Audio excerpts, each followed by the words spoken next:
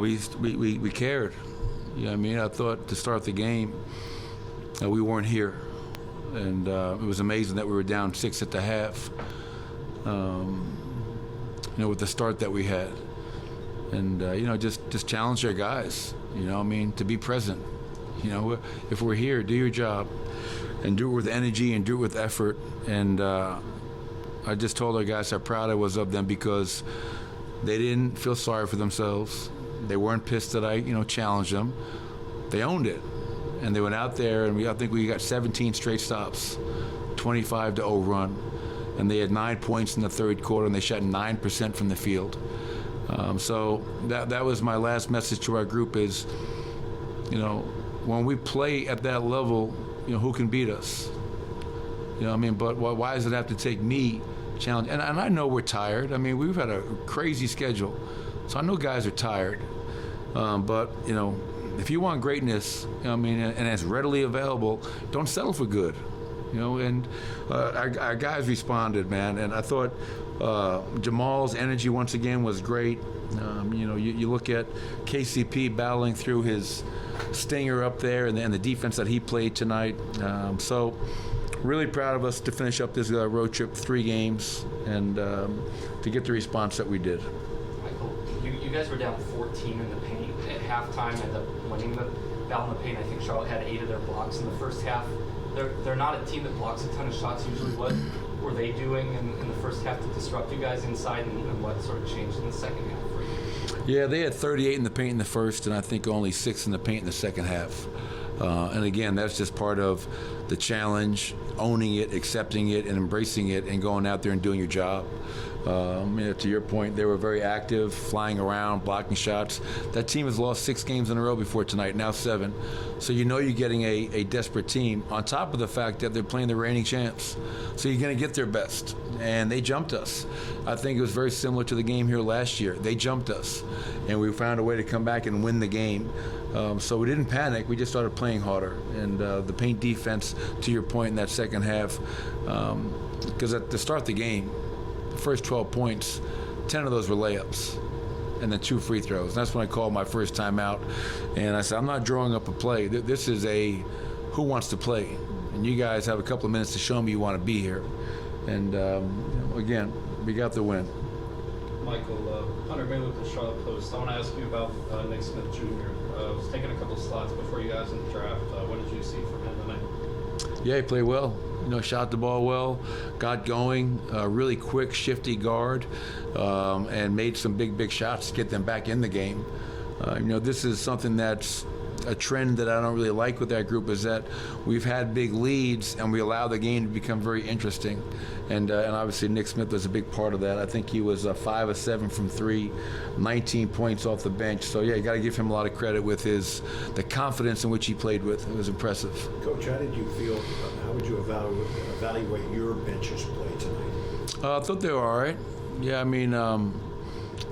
sometimes you generate good looks that don't go down, and so you just, as long as you're getting good looks. But I thought our bench was solid tonight, but for a long time, that third quarter, that group was playing so well, you don't want to get any subs in.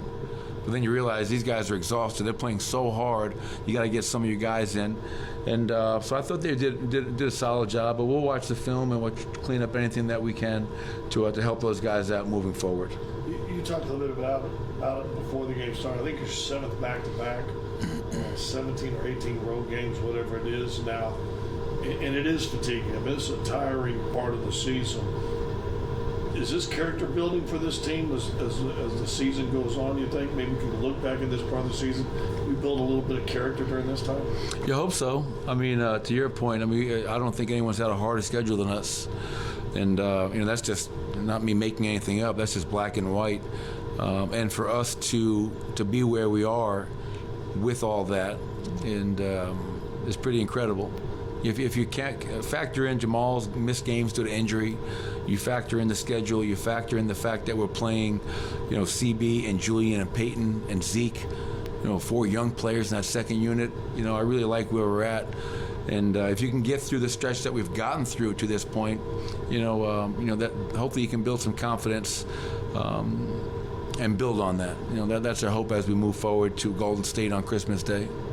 Just out of curiosity, if you could craft the schedule however you wanted, would the shorter off season than everyone else, would you prefer to sort of front load it and get some of this stretch out of the way and not have to deal with as many back-to-backs and road games later in the season, or would you prefer more balance? Good question. I'll have to think about that one. That's a deep philosophical type question. I just don't know, like, you feel like a pinball sometimes.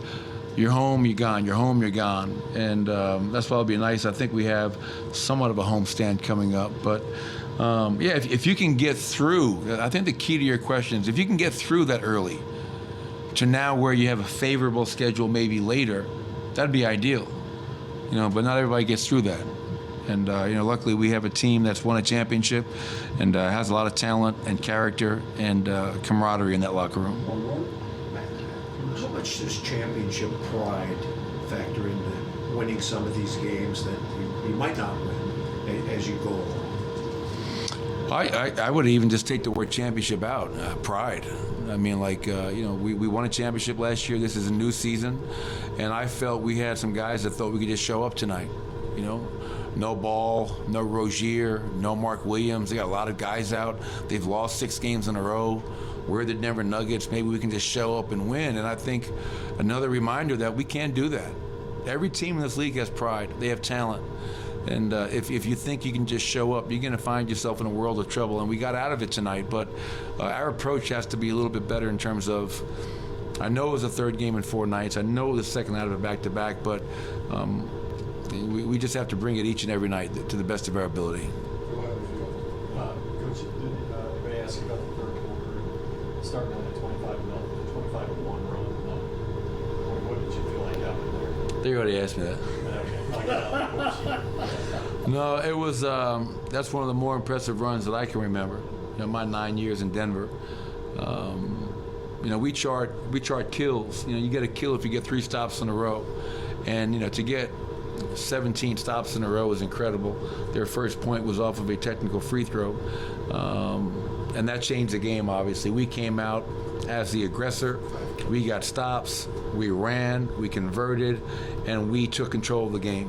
And you have to give our starting lineup a ton of credit for answering the challenge that was issued at halftime and going out there and doing it. And I just hope that we don't build such a deficit and have to rely on such an outrageous quarter to get back in a game. But tonight, it worked to our benefit, and we're going to go home feeling pretty good about ourselves. Thank you, Coach.